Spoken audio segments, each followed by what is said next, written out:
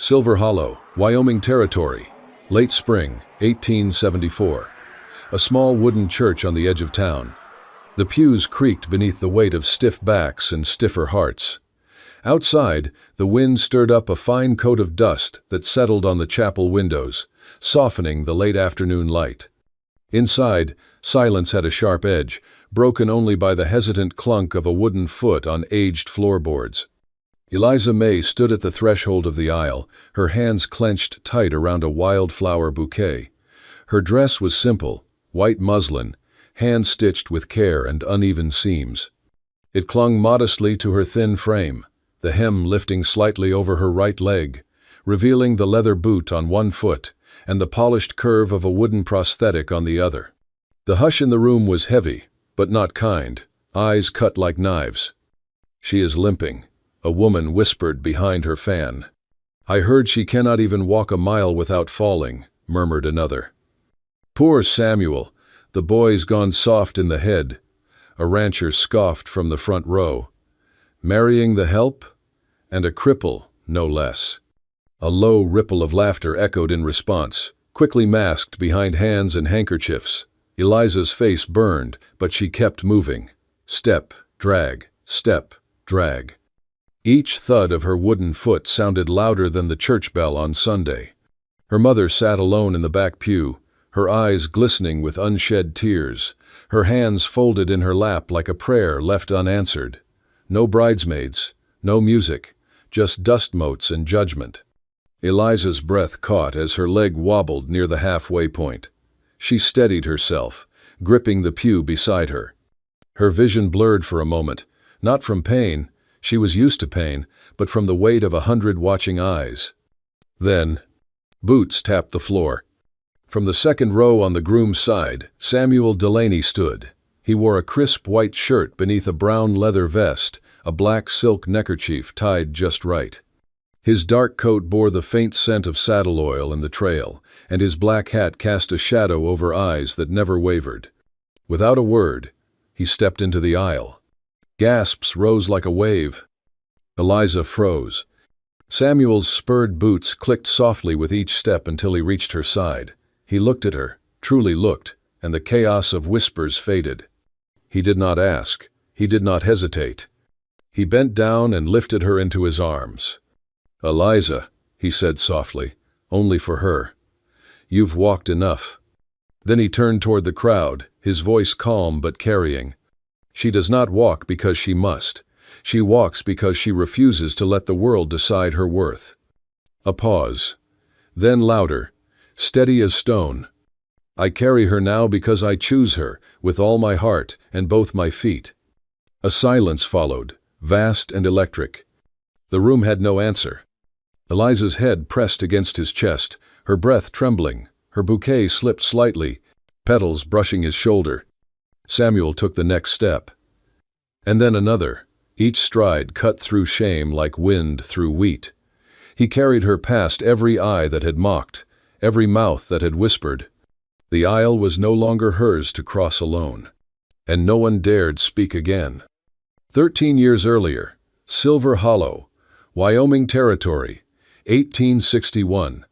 Eliza May was born into dust and dishwater. Her earliest memories were of heat, of the sun baking the dry fields around Silver Hollow, of the wood stove where her mother stirred endless pots for the Delaney family, and of her own tiny hands, red from scrubbing floors before she could write her name. Her mother, Ruth, was a servant for the largest ranch in the territory. The Delaneys owned thousands of acres of wild land, cattle by the hundreds, and more pride than kindness. Ruth earned their keep with quiet obedience and a bent back. Eliza was always close behind, watching, learning when to speak and when to disappear. Their cabin was a lean-to on the edge of the ranch. 2 beds, 1 lamp, and a patched window that looked out over the hills. Eliza grew up watching the Delaney house from a distance, like a child staring into a world she was never meant to enter. When she was 8, everything changed. It was late spring, the river was running high from the snowmelt, and the cattle were restless. Eliza was playing near the corral with her younger brother, Jonah, who had just turned 5. A sudden shout rang out, followed by the panicked thundering of hooves. A mare, spooked by a snake, reared back and broke loose. Jonah froze. Eliza ran. She shoved him out of the way, just in time, but the horse's iron-shod hoof caught her right leg.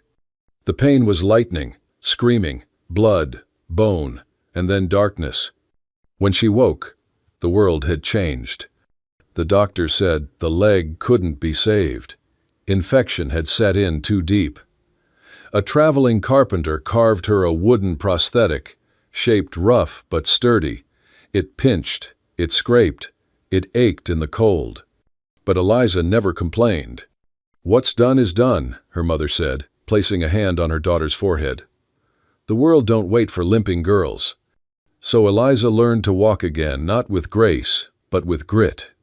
She walked through pain, through laughter behind her back, through stares that lingered too long and pity that stung worse than hate. Children at church would whisper and giggle. The baker's son called her "stump girl" once. He never did again, not after Eliza slammed her lunch pail into his nose.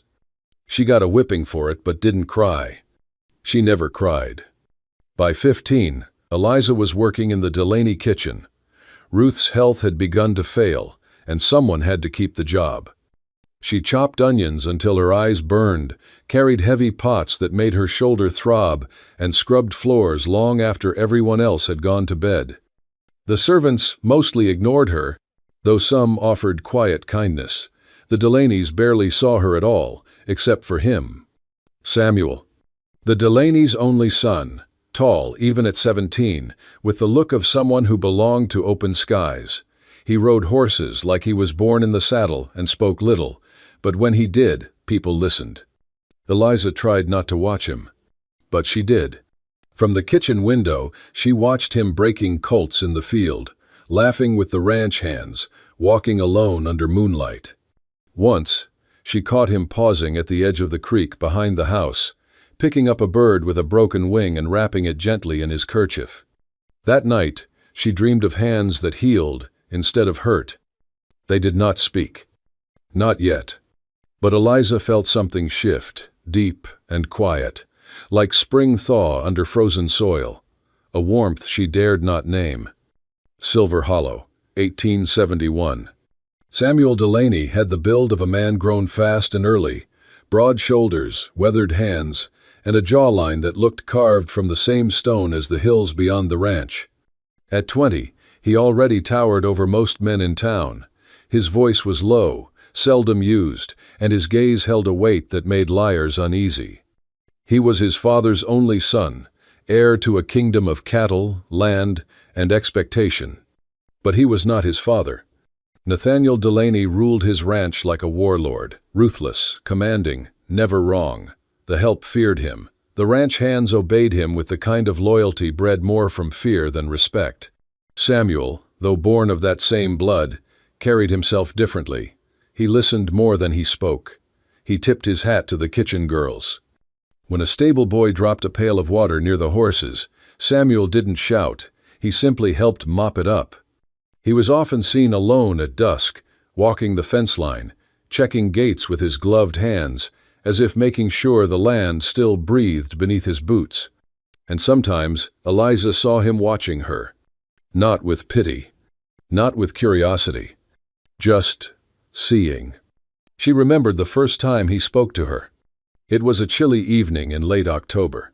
Eliza, now 18, was hurrying through the main hall carrying a tray of tea when she slipped on a loose rug. The tray clattered to the floor, hot tea splashing against her arms, porcelain shattering. She froze, heart racing, waiting for the wrath she knew would follow. One of the elder maids sneered. She ought to know better than to run on one good leg. Before the scolding could land, Samuel stepped forward. "It was the rug," he said plainly. "I saw it slide earlier. Should have said something." He knelt beside her, picking up the broken cup. "I'll clean this up. You all go on." Eliza stared, stunned, but said nothing. Later that night, she found a note tucked beneath the cracked saucer in the kitchen. "Try honey for the burn. It helps. S.D." That was how it began. No declarations, no grand gestures. Just glances exchanged across the barnyard, a brief conversation while tending horses late at night.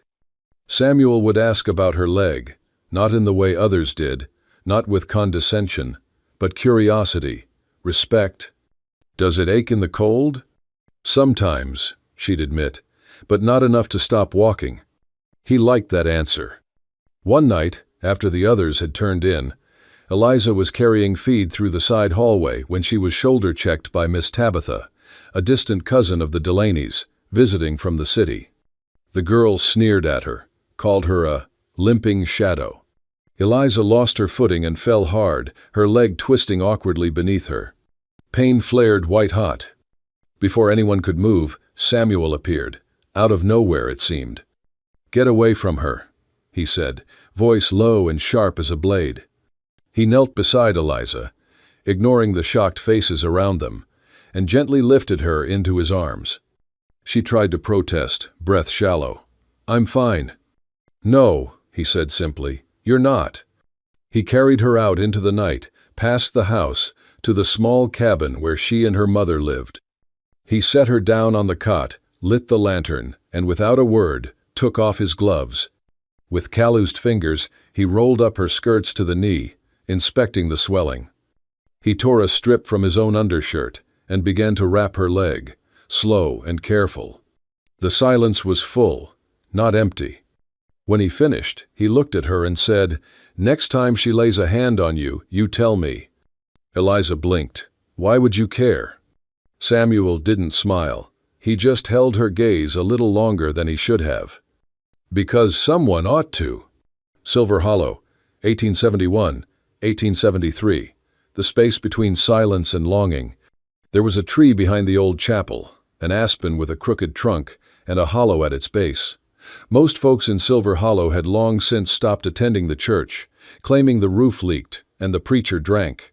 But for Eliza and Samuel, the chapel became something else entirely. Their sanctuary. Over the course of 2 years, they left letters tucked inside the tree's hollow, folded scraps of parchment, ink sometimes smudged, always unsigned. He would write about the horses, about the color of the morning sky. She would write about the sound of the creek near their cabin, about the dreams she barely dared to dream. He called her Liza Dove in every letter. No one else ever had a name for her that soft. They never spoke of love directly. They did not dare. But the truth was there, in every carefully chosen word. Samuel taught her to ride on quiet Sundays, taking the back trails behind the ranch, far from watching eyes. He'd help her mount, never hurrying, never flinching at the sight of her wooden leg. His patience was endless.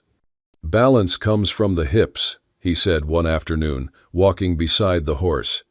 "You do not need 2 legs to command a creature, just heart." She had plenty of that. When she faltered, he steadied her. When she doubted, he reminded her, not with speeches, but with his presence. And when she asked, half joking, "Why are you doing all this?" he answered without looking up, "Because I like seeing you free." They found moments when the world turned its back, moonlit meetings in the barn, a glance exchanged across Sunday supper, a fleeting brush of fingers as she handed him coffee in the morning. But love, even whispered, does not go unnoticed for long. Nathaniel Delaney was not a man easily fooled. He noticed the changes in his son, the quiet smiles, the early rides, the late returns. One night, Samuel came home after midnight, boots muddy, a small ink stain on his cuff. His father was waiting. "What's her name?" Nathaniel asked without preamble. Samuel didn't answer. "What's her name, boy?" Still silence. That was enough. The lash came down hard. In the barn, where no one could hear over the wind and the braying of horses, Nathaniel Delaney beat his son with a braided leather whip meant for wild stallions. Samuel did not cry out, did not explain, did not name her. From the shadows beyond the paddock, Eliza watched it all. She had come to bring a letter. She saw the first strike, and then the second. Her breath caught in her throat as she stumbled backward, hand over her mouth, heart pounding. He never saw her there. She ran, blinded by tears, the letter crushed in her fist. The next day, he left no note, but she found a single feather tucked into the hollow of the aspen, white, soft, like a dove's. She kept it beneath her pillow. From then on, they were even more careful. No more late-night meetings, fewer letters, more silence. But the love did not fade. It deepened, quiet and defiant, a truth they both carried like a hidden scar. He bore his pain without bitterness. She bore hers with quiet fire. And together, they learned to wait. Spring, 1874, the storm before the vow. The deal was made over whiskey and cattle counts. Not love, not character, and certainly not consent, just ledgers and legacy. Mayor Whitmore of Grafton had a daughter named Abigail, a woman of silk gloves, imported perfume, and a gaze that often lingered too long on her reflection. She had no fondness for ranches, or dust, or men who smelled of horses, but she was willing to do her duty, so long as the price was right and the altar grand. Nathaniel Delaney, meanwhile, had everything but peace. Land stretching beyond the horizon, cattle by the hundreds, a family name that opened doors, and a son who refused to walk through them. To Nathaniel, this marriage was business. It would tie Delaney cattle to Grafton rail. It would put banks in his pocket and newspapers in his favor. It would clean up his son's reputation and wash away that girl, the one with the limp and the stubborn heart, the one who didn't belong. The agreement was drafted in a single evening, a fall wedding, big, public, profitable. When Samuel heard it, he didn't shout. Not at first. He simply said, "No." Nathaniel blinked, slowly. "No?" "No," Samuel repeated, louder this time. The third time, it came with fists slamming the dinner table, silverware rattling against glass. "I'm not marrying for land." Nathaniel didn't blink again. He didn't shout back. His voice was soft, calm, almost surgical. "You marry her," he said, "or I clean house." He meant it. "I'll cut every man who's ever called you friend. I'll burn the cabins that aren't in my name. And that girl," he paused, leaning forward, "she'll be gone by sunrise. I've already written a man in Missouri. They take broken ones there. Laundry work, maybe even teach her to keep her eyes down." Samuel's breath caught in his throat, his fists clenched tighter. "She's not livestock," he growled. "No," Nathaniel said. "She's worse. She's in the way." The silence that followed wasn't peace. It was war gathering breath. Samuel stood without a word and left. He walked straight into the storm, fists buried in his coat, wind tearing at him like his father's words. Lightning danced across the plains. Rain lashed the dirt like judgment. He did not come back until nightfall. In her cabin, Eliza sat sewing by candlelight. Her mother slept nearby, breath soft and slow. Eliza's hands trembled more than the flame. She hadn't eaten. She'd heard whispers, enough to know something was happening, enough to feel the cold in her bones wasn't just from the season. Then, a knock. Soft, deliberate. She opened the door, and there he stood, soaked through, shivering, jaw bruised and stiff. In one hand, a coiled rope. In the other, a ring made of twine. "I don't have diamonds," he said, voice torn from wind and fury. "But I have this, and my name," and a horse saddled and ready. Eliza stared. He stepped closer. "I would never ask you to run if I thought you deserved less. But I won't let them trade my life for land, and I sure as hell won't let them treat you like cattle." His voice broke then, not from weakness, but from weight. "If you say yes, Liza Dove, I will choose you, over money, over family, over everything, in tellin'." For a moment, thunder filled the silence between them. Then she stepped aside. He entered. She took the twine in her hands and slid it onto her finger. It fit, barely. But the promise inside it? That fit just fine. Back inside the wooden chapel where they held their wedding, after the whispers, the stares, and the weight of every cruel word, Samuel had lifted Eliza into his arms and declared her his wife before the whole town. Now, gently, he set her down on the front pew, the one reserved for brides, right beneath the pulpit, where the preacher stood clutching his worn Bible with trembling hands. Eliza's wooden leg rested awkwardly beneath her white muslin dress, her bouquet still clutched in both hands. Her chest rose and fell with quiet force, her eyes fixed only on the man who stood beside her. Samuel remained on his feet, unwavering. The preacher cleared his throat. "Shall we begin the ceremony?" Samuel gave a firm nod. A hushed murmur moved through the pews. One man whispered, "This is madness." But no one dared speak louder than that. As the preacher lifted his Bible, just as he opened his mouth to begin, the ground itself seemed to respond. The sound of galloping hooves echoed from the distance, sharp, rhythmic, thunderous. Then came boots on wood. 6 men in dust-stained vests and holstered guns pushed open the chapel doors. Behind them came Nathaniel Delaney, tall and stone-faced, framed by the dying light of afternoon. The crowd tensed. Samuel didn't flinch. Eliza's hand found his again, and he squeezed it tight. Nathaniel's eyes scanned the room. He didn't speak, didn't need to. His gaze settled on Eliza, dressed in white at the altar, and the contempt in his silence was deafening. The preacher stammered, Should I continue?" Samuel looked straight ahead. "Read it." The preacher swallowed hard and lifted his voice. "By the power vested in me by the territory of Wyoming, and in the presence of God, I now pronounce you husband and wife." The air shifted. Samuel turned toward Eliza. "You're mine now, Liza Dove." He bent low, pressed a kiss to her forehead, then lifted her into his arms once more. Together, they walked down the aisle, not with defiance this time, but with reverence. The chapel doors swung wide, and sunlight poured in golden across the wooden floor. The crowd parted in silence as Samuel stepped outside, Eliza's veil catching the wind. But before they could cross the threshold, 6 armed men blocked their path at the church steps. Samuel stopped, his jaw tensed.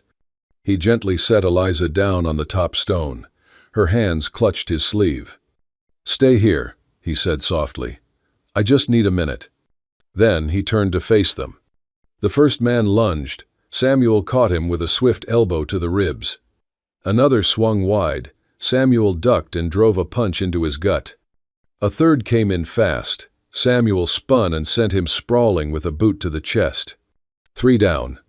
But there were more. 2 others grabbed him from behind, locking his arms. A flurry of fists followed, hard, merciless.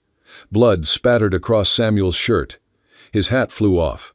He groaned, but didn't fall. Eliza screamed his name. She tried to rush down the steps, dragging her wooden leg, but one of the men held her back. Samuel struggled, breaking free long enough to drop another man with a wild right hook. But he was tired, bleeding, surrounded. He fell to one knee, then stood again, staggering, breathing hard. His eyes never left hers, and that was when Nathaniel Delaney stepped forward. He watched his son, battered, bruised, defiant. Samuel stood, fists clenched, shielding the woman his father had tried to erase. Nathaniel's expression didn't change, but something flickered in his gaze. Then, with a single nod, he said, "Enough." The beating stopped. The ranch hands froze, then backed away. Nathaniel turned without a word. He mounted his horse and rode off into the horizon, leaving silence in his wake. Eliza broke free and limped to Samuel's side. His knees buckled into hers as she dropped down and wrapped her arms around him. He tried to smile through the blood. "Told you, I just needed a minute." She laughed through tears, clutching him tighter. There were no cheers, no victory. Just 2 souls who had nothing left except each other. The hill beyond Silver Hollow, early summer, 1874. Eliza's arms wrapped tightly around Samuel as their horse carried them away from Silver Hollow, away from blood, from judgment, from the Delaney name. The wind tore at her veil as it slipped free. catching on the breeze like a ghost left behind. The sun dipped low behind the hills, bleeding orange and gold into the sky as the two lovers vanished over the ridge. By the time they reached the small cabin nestled beneath the bluff, Samuel was barely conscious. The place had once been a trapper's shelter, long abandoned. Over weeks of stolen nights, they'd scrubbed it clean, patched the holes, and laid straw for bedding. It wasn't much, but it was theirs. Samuel slid from the saddle with Eliza's help, half falling into her arms. She gritted her teeth, ignoring the pain in her wooden leg, and hauled him inside. His weight was heavy, deadened by blood loss, but her heart beat louder than the ache. Inside, she lit the oil lamp with shaking hands. She laid him on the bed, a frame of cedar limbs and an old wool blanket. His shirt was torn, soaked through with blood. She peeled it away gently, revealing bruises darkening across his ribs, gashes across his shoulder. "Samuel," she whispered, brushing hair from his face. "You stubborn, beautiful fool."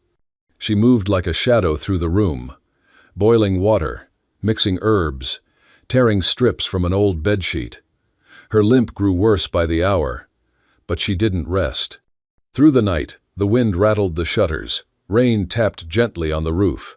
The cabin smelled of pine resin and iron. He didn't stir. Eliza sat beside him, wiping sweat from his brow, changing bandages, whispering words she'd never dared say before. "You're safe now, we're safe, no more hiding." The candle burned low, melting wax across the table. As dawn painted the sky in pale lavender, Samuel finally stirred. His eyes fluttered open, blurry and confused, then focused on her. She had fallen asleep beside him, her upper body sprawled across the edge of the bed, one hand still wrapped tight around his. He smiled. She didn't wake, not yet, but her fingers twitched slightly in his grasp. When she did open her eyes and found him looking back, neither said a word. They didn't need to. Weeks passed. The bruises faded, the scars healed. Samuel limped less with each sunrise. He mended fences, chopped wood, rebuilt the stable behind their cabin with his bare hands. Eliza planted herbs and wildflowers along the path. She built a clothesline from old fence posts. Her laugh came more often now, light and real, ringing out over the hills. On warm evenings, they sat together on the porch, her head on his shoulder, watching the clouds roll by. One afternoon, she stepped barefoot into the garden, her wooden foot sinking into the damp soil. She laughed aloud, arms spread wide, her hair undone and wild in the breeze. Samuel stood by the fence, watching her, a hammer in one hand, peace in his eyes. They had no money, no family name left to speak of. But they had built something stronger than land or title. They had built freedom. And in that quiet valley beneath the sky, love took root in the dirt like something sacred. The hill beyond Silver Hollow, early winter, 1874. Frost clung to the corners of the window pane, turning the glass into lace. Outside, the fields slept beneath a thin veil of snow. Inside the cabin, the fire crackled low, and Eliza stirred a pot of tea as the wind whispered through the trees. A knock came at the door. Not loud, not urgent, just a tap, as if the air itself had something to deliver. She opened the door and found no one, only a small parcel wrapped in worn cloth, tied with a strip of leather. No name, no seal, just a weight that felt heavier than it should have. She brought it inside. Samuel looked up from the chair where he was carving a wooden saddle horn, his body still healing, but strong again. Eliza untied the cloth. Inside was a small leather pouch. She opened it slowly, breath caught in her throat. A metal badge slipped into her palm, the old insignia of Delaney Ranch, silver dulled with time, its letters still sharp, DR. Beneath it, a folded slip of paper. She opened it, hands trembling. A man is measured not by the land he owns, but by the love he protects. Take care of each other. N.D. N.D. Nothing more. No apology. No request. Just recognition. She didn't speak, just walked to Samuel and placed the letter in his hand. He read it. For a long time, he said nothing. Then, quietly, he nodded. They never spoke of going back. Silver Hollow had nothing left for them, not anymore. And yet, something in the wind had shifted. Something old had settled. Spring came late to the hills, but when it did, it bloomed with more than flowers. Eliza turned the cabin's front room into a schoolhouse. By mid-season, 12 children sat cross-legged on hand-woven rugs, learning to read, to count, to write their names without shame. Some were the children of farmers. Others were born from silence, or from nowhere at all. All were welcome. Samuel built a new barn and started hiring hands, not the strong or the feared, but the forgotten. Widows, drifters, a young Comanche boy who'd been run off by ranchers. They worked the land with bare hands and full hearts. No one asked for background. Everyone earned their keep. In the afternoons, the children played outside, chasing chickens, chasing sunlight, chasing stories. On one such day, Eliza sat on the porch with a book in her lap and a cup of warm cider in her hands. A boy, maybe 6, stopped at her feet, hair tousled, cheeks flushed from play. "Miss Eliza," he said, tilting his head, "why'd your husband carry you at the wedding?" She looked up. Across the field, Samuel was mending the fence line, shirt sleeves rolled up, a hammer in hand. His back was turned, but she could feel him, steady as ever. She smiled. "Soft, sure. Because he saw a heart worth carrying," she said, setting the book aside. Then she looked down at the boy, her voice gentle as the breeze. "And that kind of love never limps." The boy grinned and ran off, his laughter trailing behind him like sunlight. Eliza watched for a moment longer, then rose, stepping into the fading day. Her wooden leg pressed into the soft ground with every step, a sound she no longer hid. Samuel turned. Their eyes met. He smiled, just a flicker, quiet and full. Like the wind, like time, like a man who had fought the world for love and won. The hill bathed in golden light as the sun began to set, stretching their shadows long across the land they now called home. Not rich, not famous, but free, and finally, whole. And that's how a battered cowboy and a girl with a wooden leg built something stronger than any name, any ranch, or any legacy. They built a life stitched from scars, rooted in truth and carried by love. Not every story from the Wild West ends in gunfire or gold. Some end in a quiet cabin, a letter from a changed man, and a kind of love that never limps. If this story stirred something in you, if it made you feel, remember, or believe, go ahead and smash that like button, drop us a comment, and most of all, subscribe to Wild West Love Stories. We've got more heart-wrenching, soul-stirring tales of forbidden love, fierce loyalty, and second chances in the untamed American frontier. Tell us what part broke you, or healed you. And don't forget to ring the bell. You won't want to miss the next ride. Until then, where bullets missed, but hearts didn't.